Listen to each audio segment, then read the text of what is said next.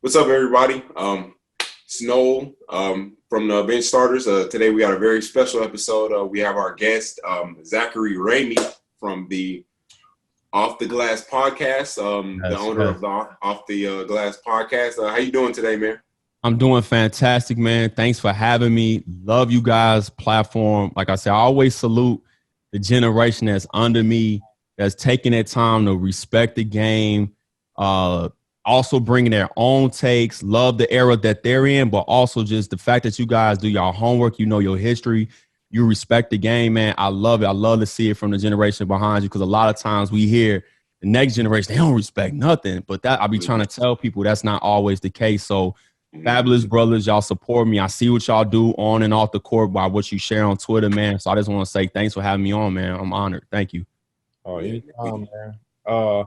Before we even start, everybody go like, share, comment. We'll have everybody's handles on here for Twitter, from Instagram. So make sure that you follow Zach on Instagram and on Twitter. So today, Zach is a historian. So that's the biggest thing. Like when I hit him up, I was like, man, I've been listening to your podcast maybe I think for like a year now. I'm like, man, he's just like from right away. I was like, man, this man is dope. Like, it's never. And then like I know like the circle that you're in, like it's about keeping the game pure. So and for me and Noel, we're just like, man, that's the biggest thing is just like basketball is basketball. We don't really care about the narratives. We don't care about the the extra, the hoopla. We just love basketball, and the fact that when you talking, it's strictly basketball. So I just wanted to ask you, when you see like just how you just said, like, sometimes the younger people, talk about the past eras, how do you always try to combat it? Like, for me, just like on Twitter, you see the plumber stuff and all this stuff, but how do you make sure that even in this era, you just respect it? And then even from the past eras that you be like, hey, there's a lot of great guys and the league's always been great. They're the 1% of basketball players at their time. Yeah, I think it came to me when I started this podcast, and I say it, I credit my wife because I would run stuff by her because she played, her brother played, and she would say things like, you can't control when you're born. All we could look at is, did you dominate when you played? So I like to try to apply that logic if it makes sense. Sure. And the things I don't like is how you can watch, like I didn't have YouTube. Like literally I had Michael Jordan Come Fly With Me and NBA Showman, Spectacular Guards, NBA. Yeah, I had VHS tapes. But the fact that we can go and literally go look at all these games, I jokingly say that like there's a guy who put a 6-hour highlight video together of Michael Jordan. Like you can go back and watch this stuff. So for me, what I don't understand, and like really, really watch. My thing is when we compare certain things, it's kind of unfair to past eras if they didn't play like that. So you have to try to use a little bit of context. So the easy one, for example, I was just seeing this guy, is the Steph Curry better than Isaiah Thomas, Detroit Pistons bad boys? You could pick either one. They're both great. I think it comes down to preference. But the first thing they want to say, well, Isaiah didn't shoot threes or he shot this percentage. I'm like, well, the game is different. They didn't value 3-point shooting like that. If you even aesthetically look at it, if you watch a game, everybody's inside the paint. It's not even now everybody's outside the paint. So what I'm saying is I try to use what I always say, perspective and context when we have certain arguments, when we look at certain players.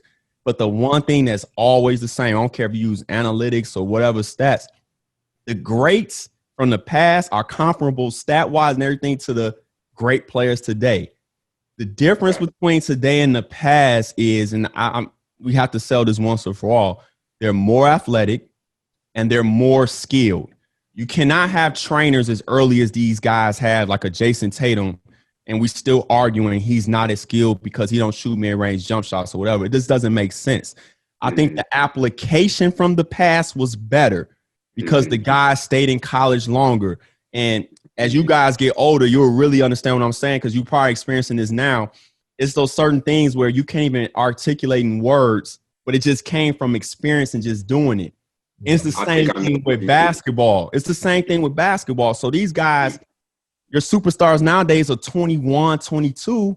Jordan, Hakeem Olajuwon, they're in college. Hakeem played 4 years. Patrick Ewing, 4 years. Jordan, 3. Drexler, 3. Dr. J, 3.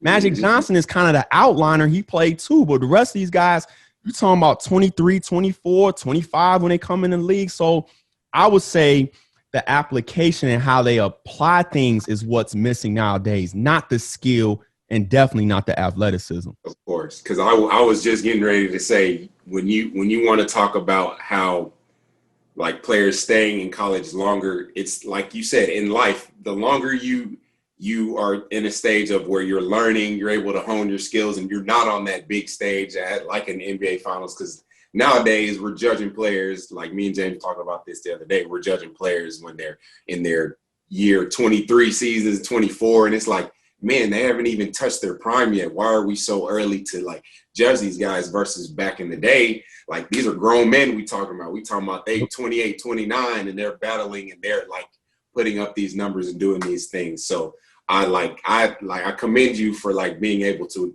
articulate that point very well, because I think that's a nuance that a lot of people don't like look at. And it might be just because a lot of people don't care about the game like we care about the game. Like, I can tell you have passion for it, like the actual game of basketball, not just everything else that surrounds it. So it's also, always too, the last part, I forgot the main part. Like, what rules are we playing? Right? Because the first thing old school guys want to say, well, it was tougher because of hand checking and more physical. I will argue today's defense is harder because you have to rotate to the 3-point line as a center and close out versus, again, I said in the 80s and 90s, the game is in the paint. You're not rotating as far. And if you go back and watch some of those games, if we're just being honest, they didn't play hard every single night, just like you see in an 82-game season this year. So a lot of that, hand checking. And again, if Steph Curry, Kevin Durant, LeBron, if you drop them off in that era, they will learn how to play through hand checking. I will argue what makes a guy great doesn't change from era to era. It's the same attributes. It's just that maybe the skill set look different. You know what I'm saying? So again, when I had these arguments with my father-in-law, he'd be like the 80s Lakers would kill the Warriors or this team. And I always say, well, like, what rules are we playing? Because if we're playing old school rules, then, okay, maybe it might be a different game because of the legal defense concepts. Well, if we playing today's game, Kareem is not guarding Steph Curry in a pick and roll. Like, and at the end of the day, it becomes a math equation. 3 is greater than 2. So, I think you have to apply all those things when you're talking about. That's why I feel kind of uncomfortable. And if you notice, as the pandemic went on, I got away from those comparisons type things because I personally don't really like doing them. I really don't. I got you. So before we go any further, I kind of wanted to kind of get your background on basketball. I love hearing people's stories. I mean, the various people that we've had on our podcast, we love to like hear about what brought you to this point, what makes you like, what gave you that passion and that love for the game. And we'd love to hear your background on it, like how you came up. My story is super unique. My mom played. My dad didn't play. He wrestled football, but my mom played. So actually, when she was pregnant with me, she was an assistant coach at a school, at a college. So I came into the world in the gym. So at like 19 months, I'm already running up and down the court, dribbling the basketball and all that kind of stuff. So for me, I just had a natural passion for it. I will argue I was a savant. Like, it's funny, like if I was born now with YouTube and you see these shorties and these rankings and all that, I was that. I played something called small fry basketball, and it's not as popular as it used to be. Like when I played, there was teams in New York, Jersey. They still got teams in Puerto Rico, Kenosha, Wisconsin, Racine. So like a lot of NBA guys, not only just from my city, but we even go back to the past, like Craig Hodges, Nick Van Axel, some of the guys out of New York, couple guys in Puerto Rico. So a lot of high talent. And even my era, I'm the 90s. So I'm playing against guys like Will Bynum, Jason Strait that went to Wyoming, Sean Dockery that played at Duke, him and D Brown that played at Illinois was on the same team. Just guys you never – yeah. Cordell Henry, who was the point guard at Whitney Young with Quentin Richardson, just guys that Cappy Poindexter played small fry. So like our city in particular, like Chicago was a hotbed. Any top guard at that time played small fry. And it was unique because we played with a women's basketball and we played on 8'6" rims. So you learn how to shoot the ball properly and all that kind of stuff. So by the age of 5th grade, because I was small, I don't even think I was maybe 4'7", 4'8". I was the starting point guard on my 8th grade team in the city of Chicago. Wow. And when we moved from the city to the suburbs, that's kind of when my basketball career went crazy left, because I went from one of the top 7th graders in the city and the state to not even really playing. I played freshman in high school. I was 5 feet, 92 pounds. Played sophomore year, didn't get no minutes because they wanted certain guys to play. Came to my junior season. At this point, I'm like 5'5", maybe $125. Still can play really good. The coach told me I was too small. In retrospect, I should have played JV, but didn't make that year. Then my senior year, I grow a little bit. Still not super tall. I'm like 5'7", 5'8", 130. Best point guard in the school, hands down. I went to Homewood Flossmoor. Back in the day, that's my era. TJ Cummins, Terry Cummins' son, he went to school with us. We was in the same conference as Eddie Curry. So right. Thornwood, Thornton, Antoine Randall, that played in the NFL, Napoleon Harris, Melvin Eli, like that's the conference, yes, on the toughest suburban conferences. So that area, Richards is up the street where Dwayne Wade went. Hillcrest put out great players up the street. So senior year, he tells me he'd rather keep a junior than a senior. Now, the funny thing is, quick story, we get to tryouts. Me and my best friend, who didn't make the team either, we the 2 best players in the school, hands down. We beat the starters by 30 with like 2 other guys, and then we beat the backups by like 20. And the coach was so mad. The coach was Roy Condotti, who coached at Westinghouse, which produced Mark Aguirre, Hersey Hawkins, Keywan Garris that played at Illinois, et cetera, and made them run for 2 hours after. So I didn't even play high school ball, bro. Fast forward real quick. My guy goes to a D1 JUCO, Nebraska, Norfolk, Nebraska, Northeast Community College, tells me to come down there, tells the coach I'm the best shooter he ever seen. Unbeknownst to me, I leave January 1st, 2000, 5'8", 132 pounds. I come home that summer, 6'1", 170. I had a crazy growth spurt. Shot was crazy, didn't make any baskets. So long story short, wasn't the best student. So I had a bunch of like D2, NAIAs, couple D1 offers coming out. Took a year off, got my grades up, and then I finished up at Division III outside of Chicago called Benedictine University. A few years back, they went undefeated before losing the national championship. But in my 2 years there, we went 40-15, highest ranking nationally in school history at the time, won national tournament appearance, had a great career. ABA, IBL, PBL in Rockford with my man. That's how I know Daniel Artest. We played together in Rockford. At that time, the Halifax Rainmen, which is in the Canadian League, they was in the PBL, played there. Then I had a short stint in Poland with a top league team, came back home, and then played the last 2 seasons in second division in Finland. So I always tell people I didn't play at the highest level, but I'm always proud of my story because I was able to stick with it, didn't know if I wanted to play. And as far as it goes in my city, my name don't get brought up, but a lot of guys that got names like the Tony Bennett's, the Royce parents, Jerome Randall's, a lot of Will Bynum, obviously. Like I was one of those kind of guys. Like guys knew I could play. They knew I was athletic. They knew I was going to guard you, and they knew I could hoop. So for me, I felt well accomplished because all these guys were top high school guys, D1 college guys, and I would come home and even somebody like a Gennaro Pargo or Jeremy Pargo who still play overseas, these kind of guys, and do more than hold my own, just be just as good as them. But like I tell the shorty, sometimes in life, you never know what your story is, what you're going to do. And I feel like all of that is setting me up to kind of be this podcast and this media thing. When the whole time I thought I was supposed to go to the league, but it just didn't play out that way. So that was my career pretty much in a nutshell.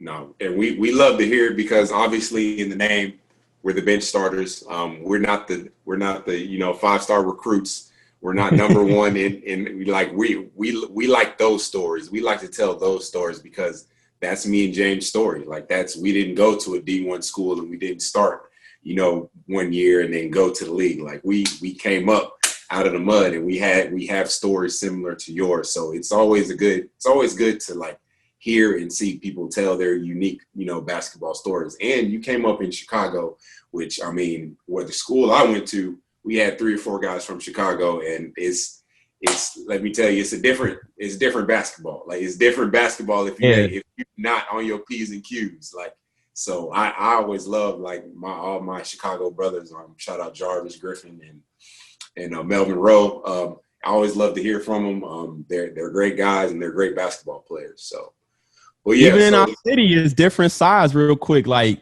Isaiah Thomas, Patrick Beverly, West Side, and then the rest of us, Antoine Walker and guys like that, the South Side. Even someone like a Kendall Gill, South Suburbs. Like, so Chicago, man, when you talking the suburbs too, Chicago, great basketball.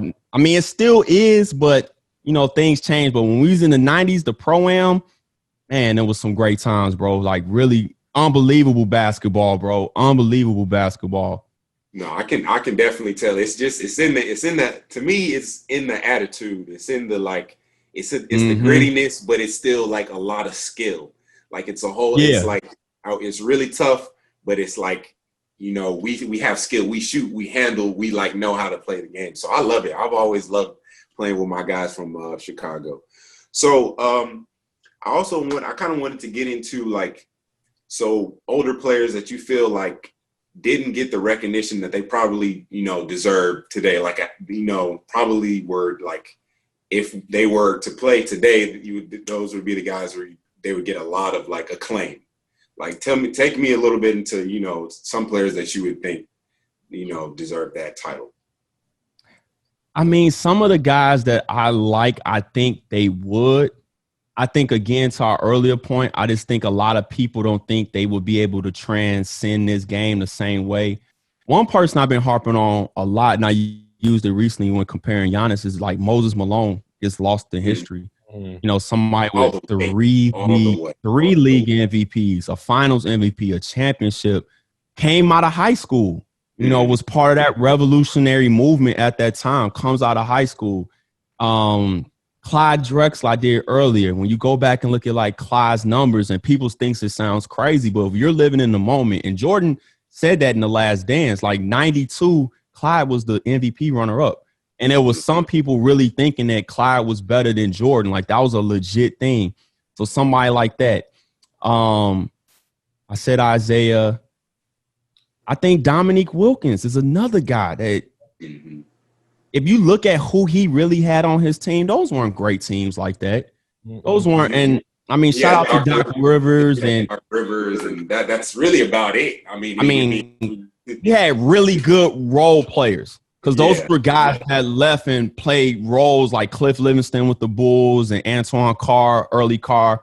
But those weren't great teams like what Larry Bird and Magic was blessed with, and even Dr. J. They didn't have like a Andrew Toney or Bobby Jones playing deep. Like, it just, or even Milwaukee, like a Sidney Moncrief, those teams. So I just would love to see some of the guys from those eras in this era of pace and space, with the court just spread and just freeing a movement. And that's why I don't know if I have you asked me that question, if I have a favorite era, because I like this era's style better, being honest with you.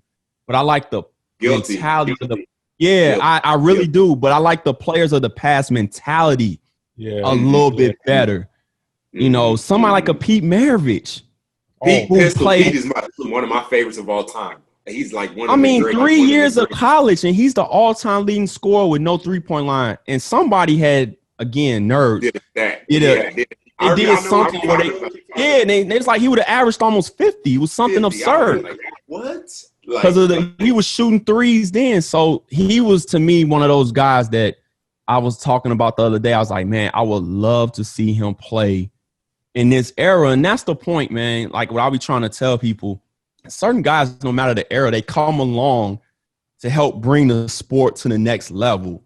Yeah. And it's okay to admit that nowadays might be better than it was in the past, because, I mean, that's life. That doesn't mean everything evolves to be better, but life is about evolution, and that should be the same in basketball. But to your point, certain people like Earl Monroe, Dr. J, even a Rick Barry, George Gervin. I mean, it was John Havlicek is another guy that doesn't get talked about, and he had like probably one of the most unique careers because he starts out as a 6-man and then ends up an all-time great. Elgin Baylor doesn't get talked about. I feel bad for him when they talk about the greatest Lakers. It's an insult to put LeBron on that list over Elgin because Elgin saved the franchise when they moved from Minnesota to LA. Like, he saved the franchise.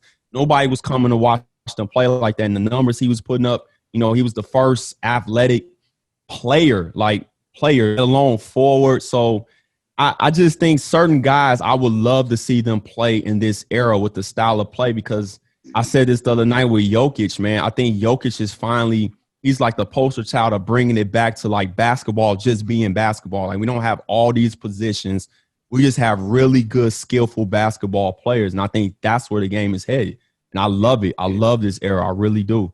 I was just gonna say, I being somebody who also like loves basketball, and I don't care if we're talking about 85, I don't care if we're talking about 90, like whatever year we're talking about, I just love basketball. I will say that like watching the players today is just so amazing to see.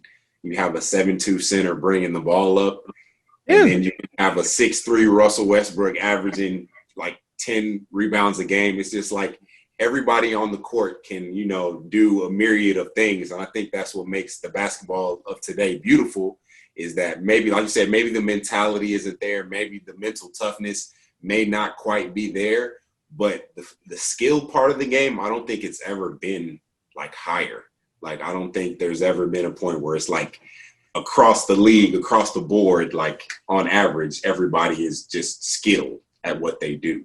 So it's I just like to see it, you know. Like James posted a video of a young fella that he was training when we was talking about what Giannis kind of needs to add to his game. And I kind of showed my father-in-law, the first thing he told me, well, why is he not on the block? I said, well, I'm pretty sure this is not the whole workout. You know, like, I'm pretty sure they doing some other stuff. But I was like, but think about it. And I was like, he's young and he's learning these other skill sets. Whether he becomes great at it or not, I had my junior college coach was one of the best at that. We would do the up and unders, the reverse pivots, different. And it helped me as I became a bigger guard because I could go post up a little bit. But it also helped me around the basket with the footwork. And I don't think people always understand when you're teaching them a certain skill set. And also, quite frankly, like we're saying, bottom line, he's going to have to be able to step out and do some of that. He's going to have to. He's going to have to. He doesn't have a choice. So when I kind of explained, he kind of saw it a little bit, you know, but that's an example. How old is that young man? I would say, So, you know, he's sitting out of college this year. So he's about to graduate. So he just wants to work out just one good year because he was really, really raw. And like I always tell people, like, when you're training kids, the biggest thing about affirmations, so just being able just to like pound into them, like, hey, man, you're going to be fine. You're going to be great. You're going to be just being able just to, you know, do the same stuff every single day. So, yeah, so we do work, like I always tell them, about being able to go over both shoulders so if you're on the block, you're going towards middle, but you're also going towards baseline. And just a lot of just a lot of everything, you know what I'm saying? Like, you have to be able to knock down a 15-foot jump shot. You know what I'm saying? So, no, but then he's getting better every single day, man. He is. He really is.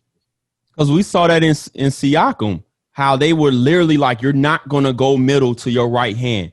And I'm sitting there yelling at the TV, like, can he just drop step baseline? Just drop step baseline one time. Like, and it just shows you at that level how that stuff kind of still needs to be in the bag. So, you know, it's not like, you still need that. You still need that. Yeah, yeah. So also, I kind of wanted to ask, we were talking about trends. Obviously, we've seen the game of basketball grow from like just this purely in the paint game to now we're kind of, you know, wide open. What do you see going forward? What's a new trend that you think you'll see like happen as far as the game evolving, like 10, 15 years down the road? Because, hey, if I can say something before that. Yeah. Like how we were talking earlier about Jokic, I think this is the perfect time. I mean, young big man, this is the perfect time to really, you know, like maybe like 5 years ago. So like the pick and roll big man was just the thing. But now it looks like, you know, if you're being able to be a hub, you're able to make passes from top of the key, you're able to shoot a little bit. That's way more important. Bam Adebayo. Yep. No, I agree. And I'm so high on Bam. And like I said this before several times, but I'll say it here too. When I got to interview him, he wants to be that type of player. He said it. He's like, I want to be a 5-tool player, like kind of in baseball. I want to be able to do these different things. I think the trends, and I was talking with my man Combo from Combo's Court. We talk all the time. He thinks it's going to be a 4-point line one day. I said, I wouldn't be surprised because the shooting now is just off the charts. I just think it's going to get faster and faster. You're just going to see more and more skilled guys. I think if the big guy doesn't know how to survive, you're going to see a game of guys taller than 6'9" playing. And you might see the big guy phased out if they don't figure it out. Like the young fella who's the number one player in his class right now, his first name, Chet something. I forget how you say his last name. Yeah, like he's 7-something, like 7 feet listed, 6'11", somewhere in there. Like he had to figure it out. Now, granted, he's coming up now in his era, but if he didn't figure out how to put the ball on the floor, play through contact, shoot jump shots, like he gets played off the court. We just saw that with Dwight Howard and JaVale McGee. Like, so I think it's going to get to the point where Miami, think about it, they had 6'4" through 6'9" closing the game. That was the game we just saw last night. In Boston on the other end, their tallest player was 6'9" with Daniel Tice. Right. So I think that's where the game is headed. And if you're not somebody like a Brook Lopez, if you don't know how to remake yourself, you're going to be like Roy Hibbert or Andrew Bynum. Or one.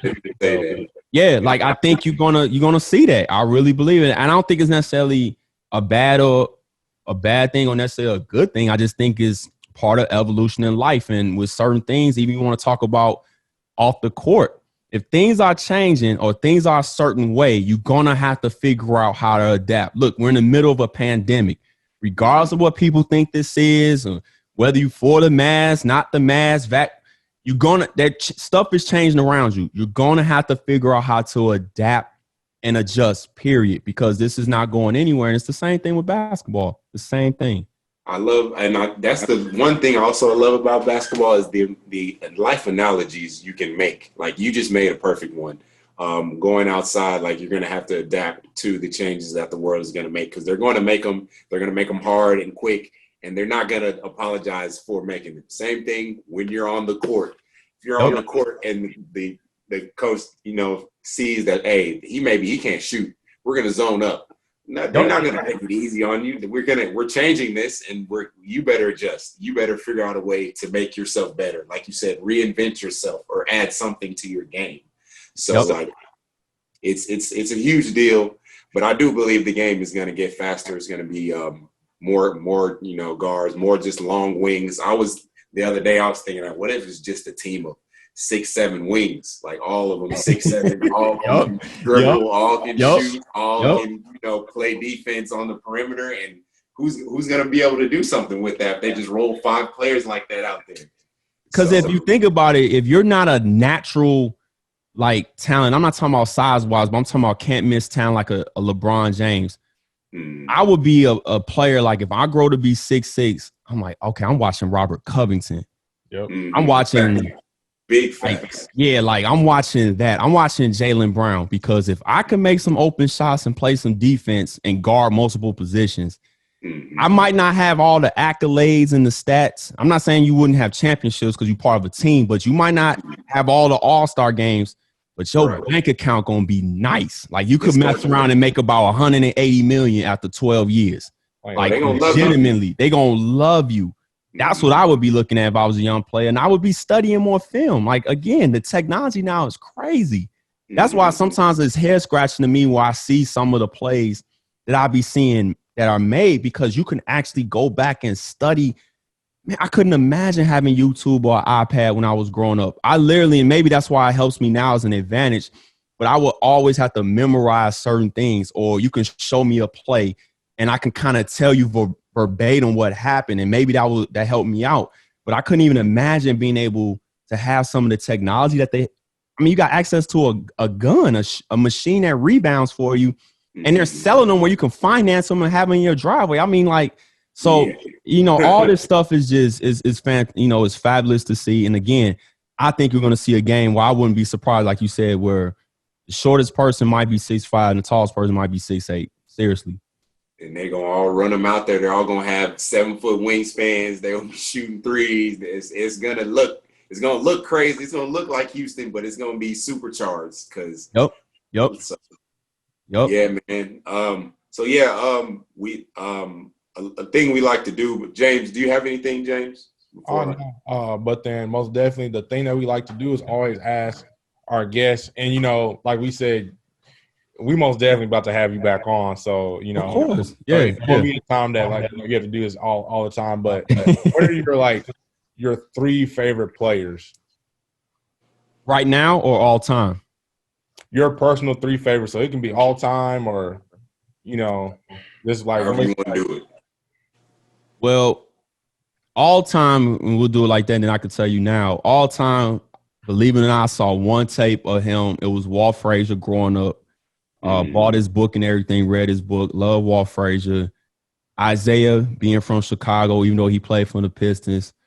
And, of course, Jordan, if I had to narrow it down. But, again, I like to think I ain't going to say weird, but I like different players for different reasons. So I watched a lot. I liked a lot of different players. I think now I love players like Bam Adebayo, love like Giannis's aggression, Steph's skill set, KD, guys like that, and probably Jokic. Those are probably like my favorite players I like to watch consistently. I miss watching KD play this year, and I hope he comes back and reminds people of how much of a unfair player he is at his size. And you're talking about somebody super skilled. And I finally came to the conclusion, like, as much as I sat on this hill, he's the greatest offensive player we ever seen. I didn't want to remove Jordan out of that spot because Jordan was the perfect combination. Unrelenting. Yeah, and work ethic and just God-given ability. Yeah. Jordan's the and again, because of when he lives, I don't think you get him nowadays. Middle child, having to compete against his older brothers, dad pushing him. So that's where he gets the uber competitiveness from. He goes and plays for Dean Smith, one of the best coaches ever. A lot of drills we do, a lot of offenses, principles we run all come out of Dean Smith. And then you go to a Chicago blue-collar type city. They needed a win. Like, I don't even know if you get all that to roll like that again. But, again, KD is probably – him and Steph are probably, like – that's why the Steph slanders is always crazy to me. I think he's going to redefine how we judge greatness because you're not going to look at it normally because his gravity and how they defend him is something we've never seen. We've never seen picking up 2, 3, 4 guys. After Clay got hurt, I went back and watched that last game. They literally had 4 guys on him, and people were saying Steph's supposed to score. I'm like, what game are y'all watching? They literally had 4 guys on him with the zone, the box shaded on the other side of the court. Yeah, it was. Yeah, no, it was unreal to watch live because I remember that game and I was like, Steph's definitely in trouble just because he's not a guy you can just throw the ball to and not, on the elbow or the block or anything like that. His where he's most effective is he brings the ball up and then, or if he's off the ball, he can run around. But you can't run around if they boxing one of you and they're having one person follow you and another person because he's not. And I see the time ticking down, but because he's not the size of a LeBron and KD, I don't think that's his fault, but it shows you how much they respect him because he would have had to been their size to get the type of shots off that people expected him to get off. And Steph's not short. I mean, I'm 6'3" in my shoes. Steph is a legit 6'3". So he's not a small guy. He's just smaller than those guys. So, yeah, those 2 guys by far and their approach are like probably the 2 I enjoy watching the most along with Jokic because Jokic's feel – I don't think you could duplicate that. I think that's natural. Just like Luka's feel, I think they were born with that. I don't think you could replicate their feel. Some of the plays and passes that he's making, you can't replicate that. Right. very much chess. Those are Well, all- yeah. You Those got guys anything are else? all live game reps. But Zach, like you said, our time's ticking down. But can you give out your Instagram handle, your Twitter handle, and all that for us? Oh, no problem. I always start with the website. The website is www.theofftheglasspodcast.com. So the link to my YouTube page is there. If you want to support the pod through Patreon is there. Also, I write. I haven't done it recently, but I've written over like 70 blog posts there. So I got some blogs there. Instagram is Zach the Off the Glass Podcast, Zach the Off the Glass Podcast. That's mainly just posting content. If you really want to engage with me, and these gentlemen will tell you that, is Twitter, Zach at the Off the Glass. So Zach at the Off the Glass. Follow me on Twitter. I'll follow back. Let's engage. Let's talk hoops, man. Love it. Love it. And everybody else on our page, go like, share, comment. If you guys agree, disagree, we just love to we'll just love to talk hoops. That's the biggest thing. Is just as long as we keep the game pure, that's the biggest thing. Keeping the game pure. Love. So thanks for coming on, Zach. Of course, we'll have you on countless other times. We're definitely going to engage with you, especially with the finals coming up. I'm sure we're going to have a lot to say there. But in the meantime, man, thanks for coming. And we're the bench starters, and we're out. Peace.